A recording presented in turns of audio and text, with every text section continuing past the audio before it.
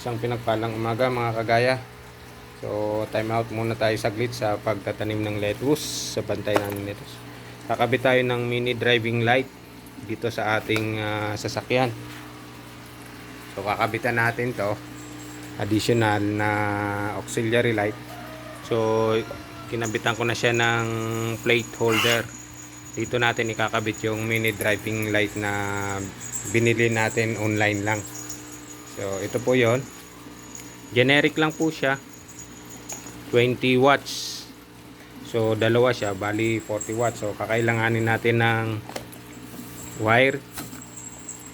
Ito may ballast na to, pero order pa rin tayo ng relay saka fuse para protection. May ito yung in-order nating relay. So ganda tong in-order nating relay, may sarili na ring fuse yung housing nya. So dalawang relay yan kasi para dun sa high and low na ilaw natin. So dalawang relay, saka mayroon din tayong fuse na ikakabit, circuit protection nya. Siyempre kakailanganin natin yung tester. Nandiyan yung tester natin, dito yung tools natin. Tapos para sa switch nya, kasi pag umorder po kayo ng ganito, yung iba kasi walang kasamang switch. So itong in-order ko walang kasamang switch. So ako na rin lang nag-order ulit ng panibagong switch. Yung in-order kong switch is yung domino type. Ito. Double contact siya. Kaya ganito yung in-order ko para ayaw ko na magbutas dun sa loob. Ididikit ko lang siya. Pag dinikit o pwedeng i-screw. So ayan na yung contact switch ko. Wala na tayong bubutasin dun sa loob. So samahan nyo po ako habang ginagawa yung mini driving light o auxiliary light nitong aking sasakyan.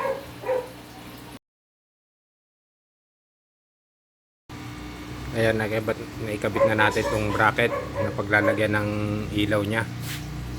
So gumamit lang tayo dito ng malaki-laking washer. Ayan, kasi yung issue na washer niya dito sa bolt na to is maliit. So lulusot dito sa butas. Kaya naghanap ako ng washer na sakto dyan. Ayan, para hindi siya lulusot. So may kasama naman po siyang mga screw dito, screw saka washer, kaso mas maliit yung washer niya. Kaya naghanap tayo.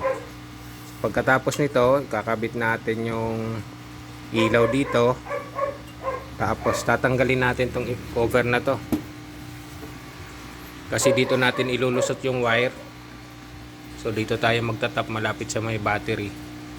Tapos lulusot tayo ng wire doon. Doon natin ikakabit yung switch.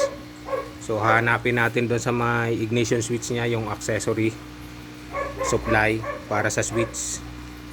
So dito natin hanapan ng pwesto yung relay. Tapos yung wiring ilulusot natin dito, yung parang maganda tingnan, hindi magulo. Tatanggalin din natin to para paglusot natin ng wiring.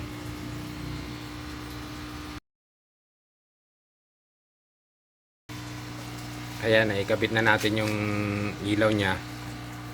Ayan. Ayan. So hindi pa natin finix ng, hindi pa todo yung higpit nito kasi pwede pa natin i-adjust siya. I-adjust pa natin yung level nya para hindi naman nakakasilaw doon sa ating kasalubong. So yan. So itong wire na to ipapasok natin dyan sa loob. Tapos tutuloy natin yung connection.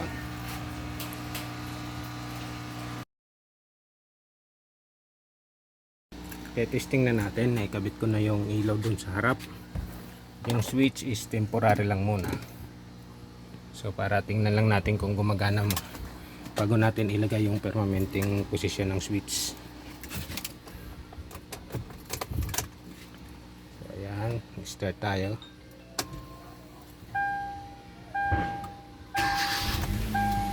Start natin yung sasakyan. So ito yung switch, double contact. Pindutin natin yung una. Ayan, umilaw na yung dilaw. Yung una. So tingnan natin.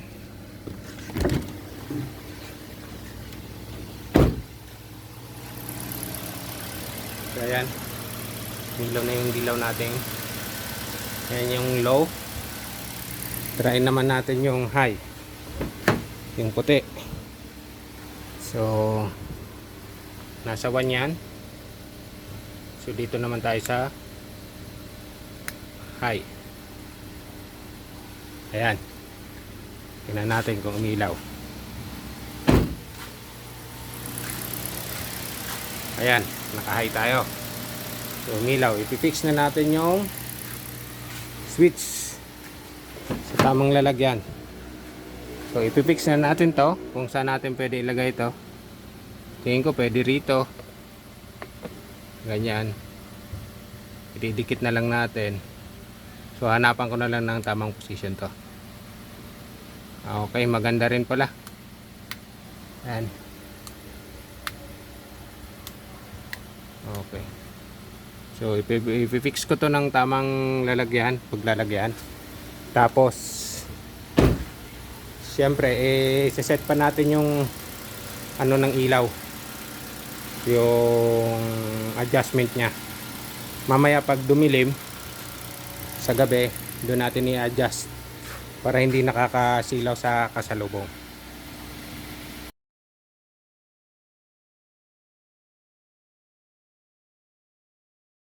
So bali yung supply ng switch, dito tayo kumuha sa may fuse box. Ito yung accessory na 10 ampere. So doon natin pinadaan para kung may mag short man, yung fuse lang ang puputok. So dito na tayo nagkabit sa accessory na fuse 10 ampere. Okay, so ayusin natin tong switch, saka i-adjust na lang natin yung ilaw mamayang gabi. So yun na nga, naikabit na natin yung switch. Dito ko po siya kinabit. Ayan, sa adjustment ng steering wheel. So hindi na ako nagbutas. Kinabitan ko na lang siya ng tie strap. So ayan, na-adjust na rin natin yung ilaw niya. Ayan. Yan yung high. Ito yung low. Ayan. High.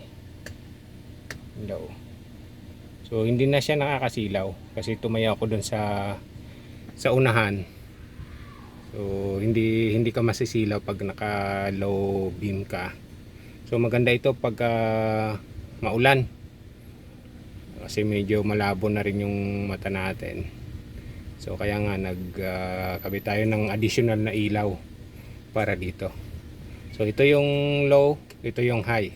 Ayan. Okay na po yan. Maraming salamat po sa inyong panonood. Hanggang sa muli, ingat po tayong lahat.